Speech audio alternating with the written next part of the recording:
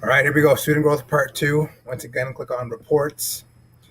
After everything's been finalized, you can actually go back in and add in your post step to get your growth measured.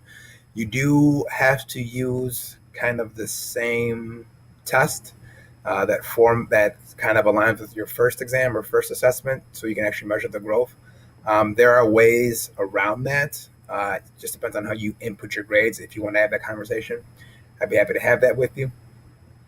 So I'll go back into student growth. And notice my student growth practice has been reviewed, right? So now I'm going to click this name right here, student growth practice. I'm going to go and look for my post test. And it was Lunch and Learn Unit 3 Formative. So that naming convention is very important. Once again, it's hard to remember from test to test, so keep that in mind.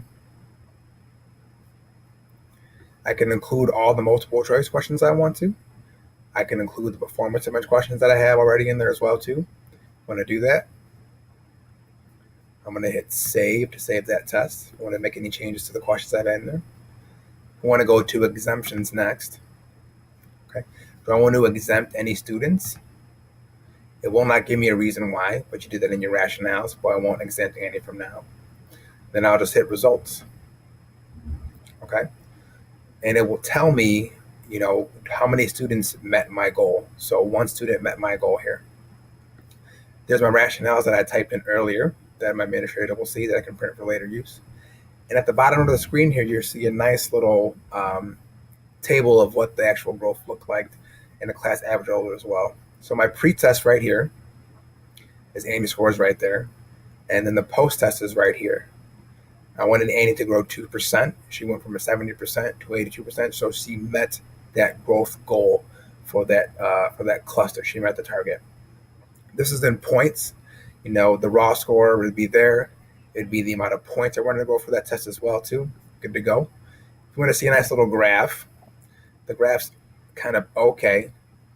It's basically saying that one student had an increase of 11.76. So the graphs are not that good for this kind of portion right here, but they're useful. And I think if you have more than one student down there, that's why I like the table a lot better.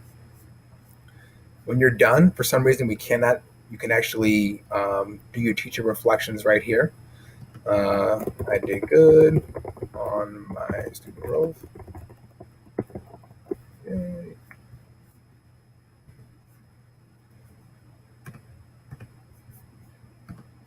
I'll just hit save changes. Then once I've done that, okay, I'm going to submit for finalization. Once I do that, your division have a look at it, finalize your request, and you're done with your student growth for the first cycle. Any questions about how to do things specifically, just get in contact with me.